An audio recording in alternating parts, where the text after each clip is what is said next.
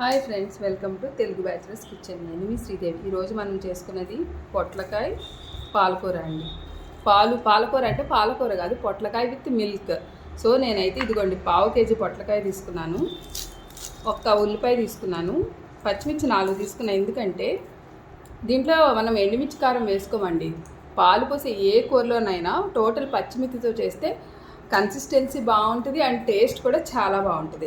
So మనం first పొట్లకాయని ఇట్లా క్లీన్ చేసుకోవాలి. ఈ పైదంతా ఇలా తీసేయాలి. అంటే కొంతమంది ఉప్పుతో రుద్దుతారు, అలా అయినా చేయొచ్చు, లేకపోతే నైఫ్తో ఇట్లా మొత్తం గీరేస్తే ఇది మొత్తం పోవాలి.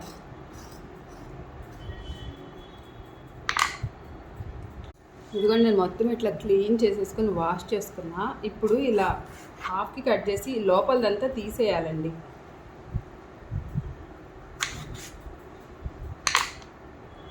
ఇవన్నీ తీసి పక్కన పెట్టి అప్పుడు చిన్న చిన్న పీసెస్ కట్ చేసుకోవాలి. అండ్ ఈ కర్రీకి ఈవెన్ పచ్చిమిర్చి ఉల్లిపాయలు కూడా చాలా చిన్న పీసెస్ కట్ చేయాలి, అప్పుడే టేస్ట్ బాగుంటుంది. చూడండి నేనైతే అన్నీ కట్ చేసి పెట్టానండి. పావు కేజీ పొట్లకాయ తీసుకుంటే మొత్తం గింజలు అన్నీ తీసేస్తే ఇంత కొంచెం అయింది. ఇలా ఒక మీడియం సైజ్ ఉల్లిపాయ బాగా సన్నగా కట్ చేసుకోవాలి. పచ్చిమిర్చి నాకైతే కారం ఇంత సరిపోతుంది, మీరు మీ కారానికి తగ్గట్టు వేసుకోవచ్చు. ఇంకా ఎండు కారం మాత్రం వేయకూడదండి. పచ్చిమిర్చి అయితే ఇవి కొంచెం మంటగా ఉన్నాయి, అందుకే నేను 3 అంటే 3 కట్ చేస్తాను. బాగా సన్నగా కట్ చేసుకోవాలి. సో ఈ లోపల పాలుని కాచి పెట్టుకోవాలి. పచ్చి పాలైనా పోసుకోవచ్చు, కానీ వేడి పాలు అయితే అసలు విరగకుండా ఉంటాయి. నేను ఆల్రెడీ ఆయిల్ పోసి స్టవ్ వెలిగించేస్తున్నానండి. ఆయిల్ వేసుకున్న తర్వాత ప్రాసెస్లోకి వెళ్ళిపోదాం. దీనికి ఏమి వాటర్ ఎక్కువ అవసరం లేదు అండ్ ఫాస్ట్గా అయిపోతుంది. టేస్ట్ అయితే చాలా బాగుంటుందండి. అన్నంలోకి బాగుంటుంది, చపాతీలోకి బాగుంటుంది, అన్నిట్లోకి బాగుంటుంది. నూనె వేడెక్కిపోయిందండి. సో మనం కావాల్సిన తాలింపు గింజలు వేసేసుకుందాం.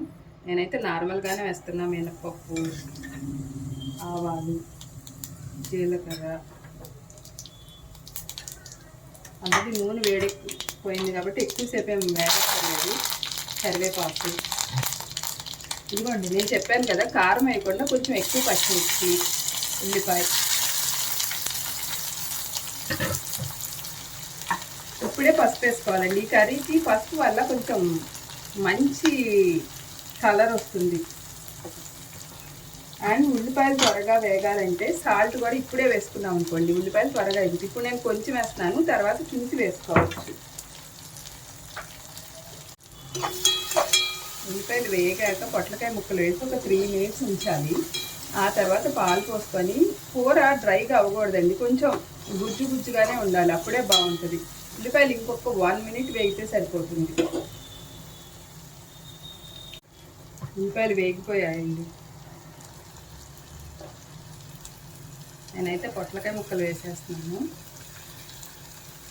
ఇట్లా బాగా తిప్పేసి ఒక 2 మినిట్స్ వేగిన తర్వాత, లేకపోతే ఒక 3 మినిట్స్ అనుకోండి, ఆ వేగిన తర్వాత పాలు పోసేసుకొని, పాలు పోసుకునే ముందు ధనియాల పౌడర్ వేసుకోవాలి. ఇంకా అంతే అండి, వేరే ఏం వేయక్కర్లేదు. No masalas, nothing.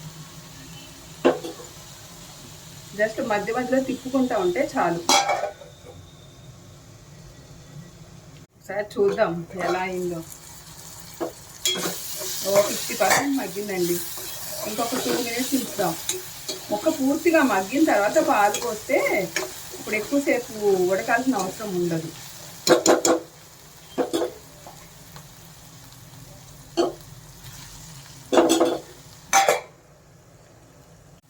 సెవెంటీ 70% మగ్గిపోయిందండి.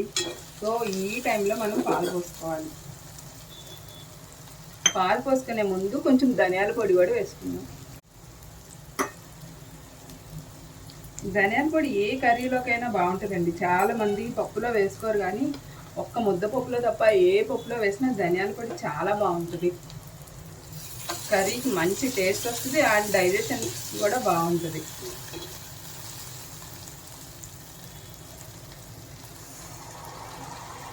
ఇదిగోండి, ఒక జస్ట్ 2 మినిట్స్ ఉంచితే చాలు. యాక్చువల్లీ భోజనాల్లో కానీ ఫంక్షన్స్లో కానీ ఇలా పాలు పోసినప్పుడు ఈ కర్రీస్ చేస్తే కొంచెం వంట సోడా వేస్తారు, ఎందుకంటే పాలు విరగకుండా. కానీ మనం అయితే వేసుకోక్కర్లేదు. దానికి రీజన్ ఏంటంటే మనం అప్పటికప్పుడు కట్ చేసుకుంటాం కదా, ఫ్రెష్గా చేసుకుంటాం కాబట్టి వేసుకోక్కర్లేదు. అదే భోజనాలు హోటల్స్లో అనుకోండి, కొంచెం ముందు కట్ చేసి ఉంచుతారు కదా, సో వాళ్ళకి కంపల్సరీ అనమాట. సో జస్ట్ ఇదిగో చూడండి, ఇంకొక 1 మినిట్ ఉంచి దించేసేద్దాం. లేకపోతే ఇలా అయినా బాగుంటుందండి. ఈ టైంలో ఒకసారి ఉప్పు సరి చూసుకుంటే సరిపోతుంది.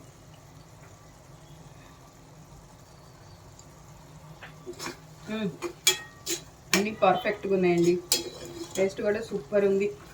సో మీరు కూడా చేసుకోండి, ఎలా వచ్చిందో నాకు చెప్పండి.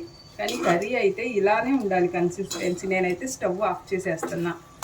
మీరు ఎలా వచ్చిందో నాకు కామెంట్ చేయటం మర్చిపోకండి. ఇంకా చాలా రకాలుగా చేసుకోవచ్చు, నేనైతే ఇది చేస్తున్నా. సో చూడండి ఎంత మంచి కన్సిస్టెన్సీ వచ్చిందో, ఇట్లా గ్రేవీగా ఫ్రై లాగా కాకుండా. ఇది రోటీలోకి బాగుంటుంది, చపాతీలోకి బాగుంటుంది. సో ఇదండి ఈరోజు మన కూర. మీరు చేసుకొని ఎలా వచ్చిందో కామెంట్ చేయకూడదు మాత్రం మర్చిపోకండి. Thank you for watching.